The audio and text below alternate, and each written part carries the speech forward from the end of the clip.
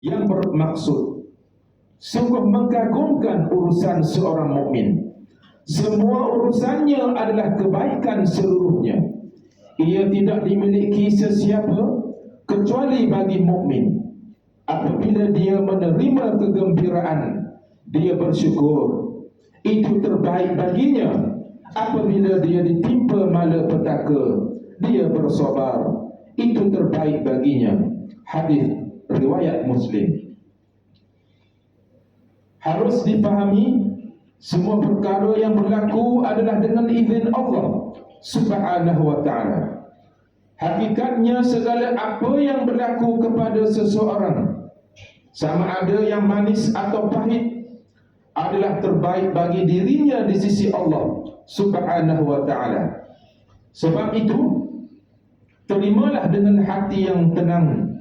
Juga menjadi kebiasaan bagi Nabi sallallahu alaihi wasallam, apabila berlaku sesuatu perkara yang tidak diingini, sama ada pada diri atau pada umatnya, segera baginda sallallahu alaihi wasallam berdoa, mengadu kepada Tuhan di dalam solatnya, sebagaimana diriwayatkan daripada Abu Hudzaifah radhiyallahu anhu, kana an-nabiy sallallahu alaihi wasallam idza hazabahu amrun shalla, yang bermaksud apabila Nabi sallallahu alaihi wasallam menghadapi sesuatu perkara yang besar, baginda segera melakukan solat.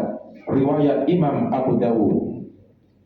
Hadis ini menjelaskan apabila menghadapi sebarang musibah, perkara yang utama yang patut dilakukan adalah berdoa, bersungguh-sungguh memohon petunjuk dan pertolongan daripada Allah Subhanahu wa ta'ala sebagai tempat pengaduan utama, sebagaimana yang dilakukan oleh baginda Nabi sallallahu alaihi wasallam. Setelah itu, berusahalah bersungguh-sungguh menyelesaikan sesuatu perkara yang dihadapi dengan tenang. Sidang jamaah yang dikasihi Allah Subhanahu wa ta'ala, penyerahan dan redha, yakni tenang hati walaupun menempuh sesuatu yang sukar kepada Allah Subhanahu wa ta'ala setelah melakukan usaha yang sepenuh-penuhnya, adalah di antara amalan Nabi sallallahu alaihi wasallam yang sangat istimewa. Sebagai contoh, baginda sallallahu alaihi wasallam pernah pergi ke Taif untuk menyampaikan dakwah di sana.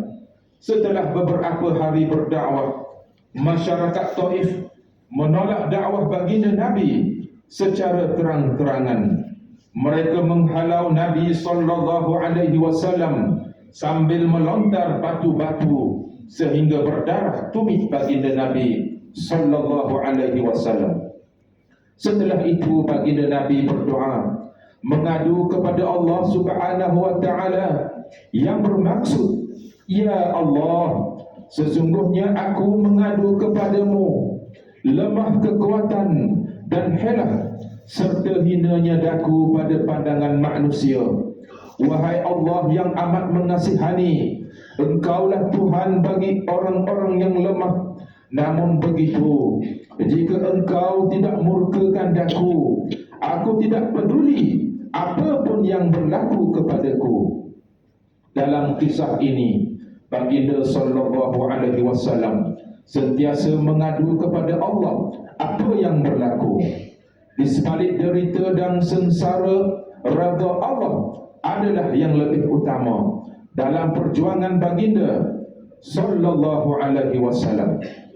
Rasulullah sallallahu alaihi wasallam mengajarkan kepada kita bagaimana mencapai ketenangan dan redha Allah dengan mengamalkan zikir berikut pada waktu pagi dan petang.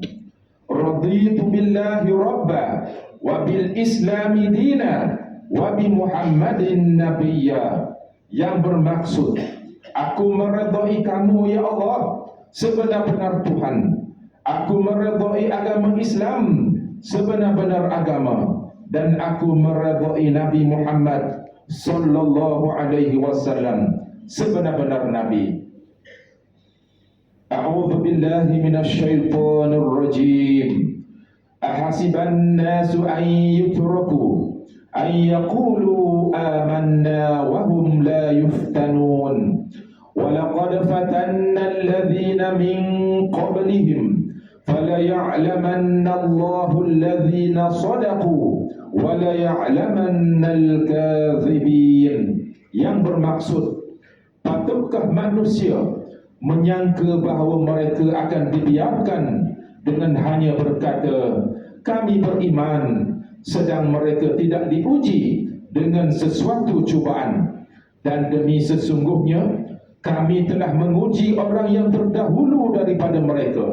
Mereka nyata apa yang diketahui Allah tentang orang-orang yang sebenar-benarnya beriman, dan nyata pula apa yang diketahuinya tentang orang-orang yang berdusta. Suratul Ankabut ayat 2 hingga 3. Barakallahu li wa lakum fil Qur'anil azim wa nafa'ani wa iyyakum bima fihi minal ayati wal dzikril hakim wa taqabbalallahu minni wa minkum tilawata innahu huwas samiul alim. Aqulu qawli hadza wa astaghfirullahal azim li wa lakum wa lisairil muslimina wal muslimat والمؤمنين والمؤمنات فاستغفروه إنه هو الغفور الرحيم.